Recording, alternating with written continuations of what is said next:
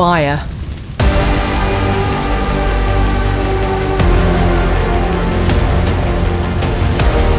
To survive, a mother has no choice but to abandon her babies.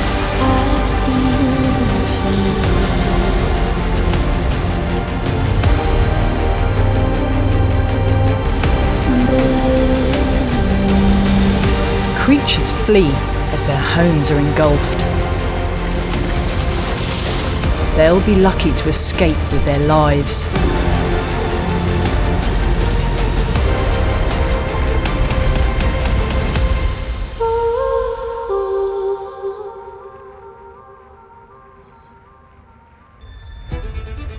One of the most terrifying and deadly forces on the planet. And one that seems to be ever more in the headlines.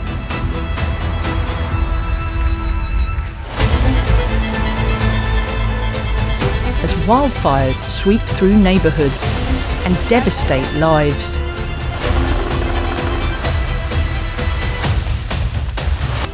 But in nature, fires might be more important than you think. Since there has been organic matter to burn, fires have been a feature of the planet.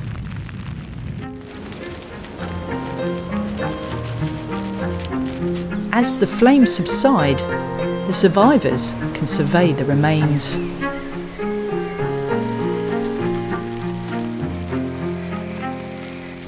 And for the mother mouse, there's miraculous news. Safe underground, her family made it.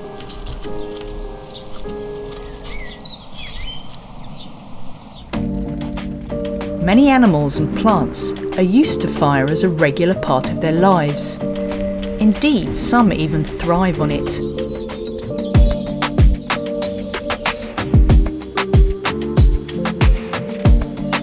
The grassland of East Africa supports some of the world's most iconic animals.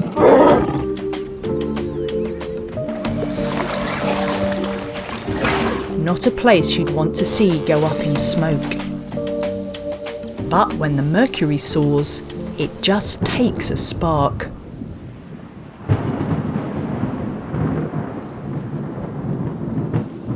Dark clouds. A storm is brewing. And the grass is hot and dry.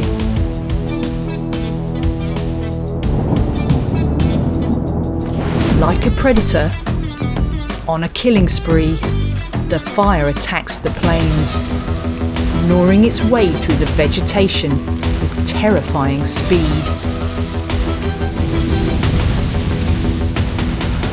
Every year, half of the Serengeti burns. Antelopes flee as the killer advances. It's much harder for creatures with shorter legs. Trapped by the blaze, this young hare's whiskers have been singed off. With flames on all sides, he can't see an escape route through the smoke. Other animals are also on the move. But these birds have been drawn to the flames. Insects attempt to escape the inferno. But as they panic, they're easy prey.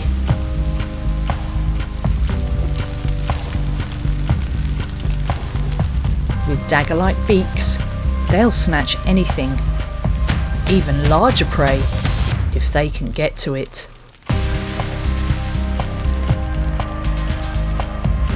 But a slight change in the wind steers the course of the flames, giving the hare his chance to escape. Kites and kestrels survey from above.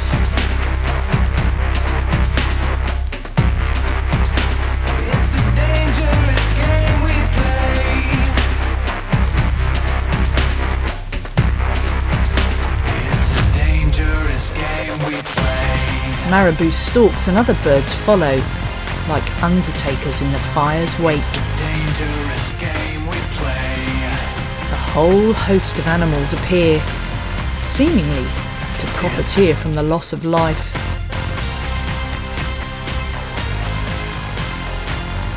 In fact, fires are so beneficial to these entrepreneurs that some kinds of kite will even pick up burning branches and carry them to start more fires, to throw more fuel on the barbecue. It's a dangerous game we play.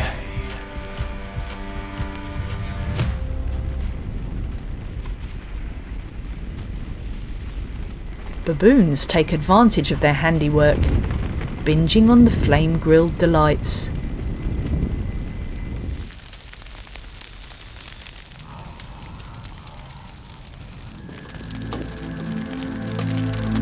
And as the fire continues to lighten up the darkness of night, even bush babies appear to feast on the fleeing,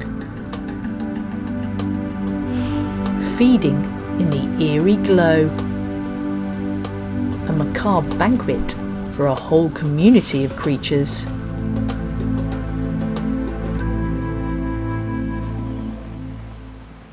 Dawn seems to reveal nothing but devastation. As plant eaters return to their scorched graveyard of a home, it's hard to imagine any benefits to destruction on this giant scale. But fire is as much a player on this stage as anything else. Without it, leaf litter piles up.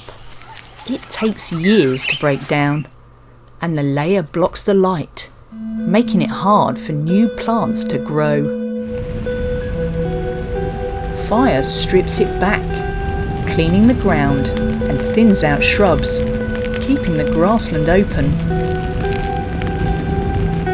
Grasses keep most of their nutrients underground in their roots. They can quickly recover and replace their burned leaves. And the fire helps them. The inferno converted slow-to-rot leaf litter into ash. Now sunlight can warm the cleared soil, fueling microbial activity to break down the ash. Fertiliser for plant shoots, which now have direct sunlight. Regular burns prevent too much leaf litter, this dry fuel, from accumulating. Without much to burn, the fire dances lightly over the land. As long as flames cleanse the ground on a regular basis, the fires can't burn too hot or for too long. They self-regulate, just enough fire to cleanse but not destroy. Animals return almost straight away to exploit fresh green growth that erupts after the fires have done their job.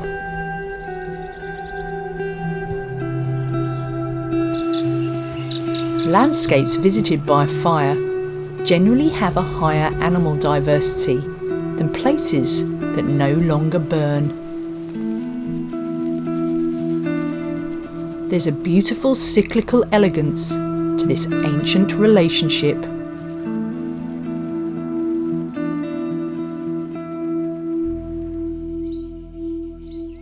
Some habitats have evolved so closely and for so long with fire that they can no longer survive without it, like the spectacular Fynbos, a uniquely diverse habitat in South Africa.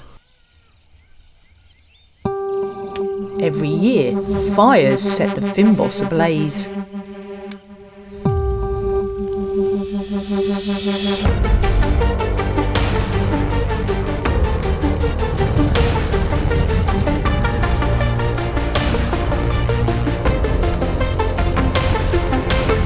For some, the inferno is deadly.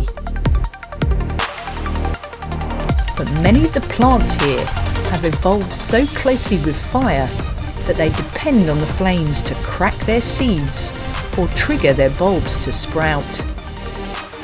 and the secrets in the soil, or lack thereof. The craggy dry landscape is severely lacking in nutrients. All the goodness the plants need is released by the flames. Ancient people would burn the Fynbos and many other habitats to flush animals from it for hunting. But in doing so, they enriched the habitat, making sure fires were regular but not too hot.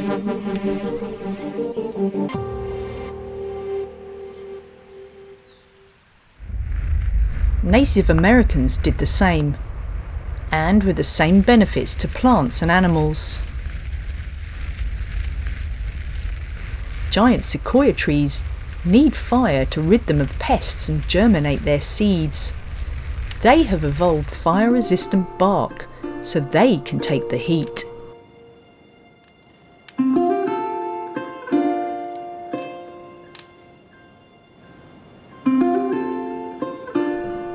And as plants recolonise after the flames, wildlife moves back in and enjoys a refreshed abundance.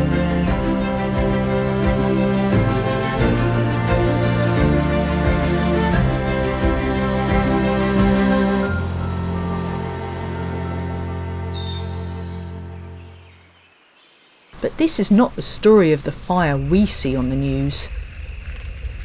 In most places, the human connection to the landscape has gone.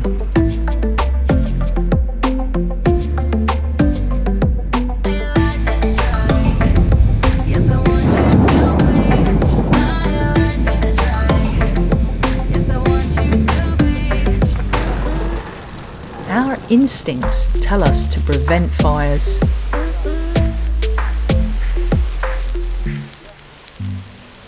And so we keep regions fire-free. In some areas, this results in a build of leaf litter. So when a fire does break out, natural or human caused, it burns much longer and hotter than it should.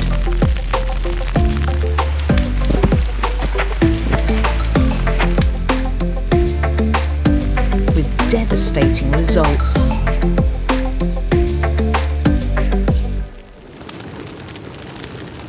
But there is a much bigger driver of our relationship with flames. Climate change, a process accelerated by us, especially through the burning of fossil fuels. As the world gets hotter, fires are more frequent and increasingly in places where they don't belong. And we are not helping.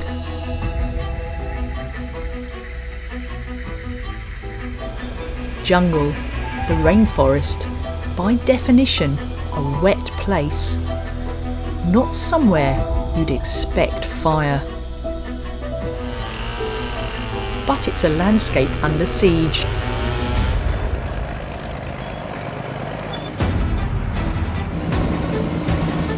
Each time humans open paths and roads into the dense jungle, they create chinks in the armour, gaps where drying winds can penetrate. And of course people cut the trees. Deforestation is one of the biggest issues we cause by removing trees that produce oxygen, regulate weather patterns and water cycle, and store carbon. Without their canopy, the ground dries and gets hotter. Perfect for fires to take hold.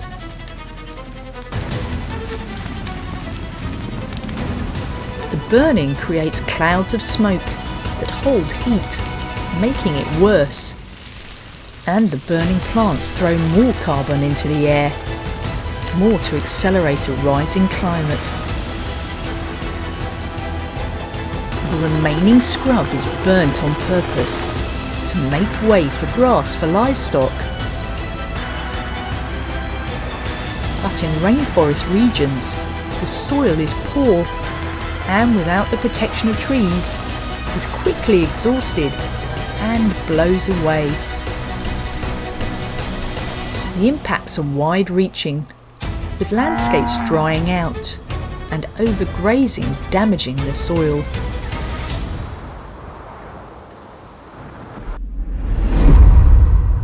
Now even wetlands burn. This is the spectacular Pantanal, rich in animal life, and yet feeling the pinch of human pressure and climate change combined.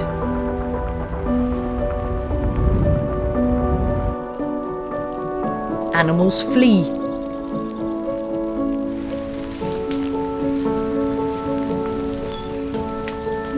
but increasingly there is nowhere to hide.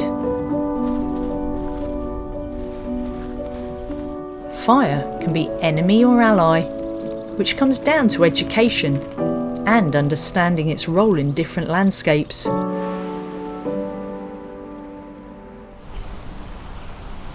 At Wild for the World, we believe in positive change. So don't lose hope. Keep the flames of passion burning. We can all change our footprint on the world, change our ways to burn less fuel and release less carbon, avoid products that are the result of environmental damage, and even get out there and plant trees.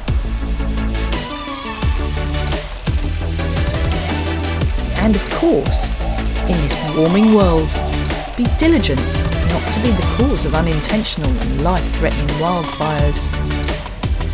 If we could reverse the trends, fire could be working on our side, making the world a richer and more awe-inspiring place. Let the fires burn inside us to fight for a wild world. Like, share and subscribe to spread the love of nature.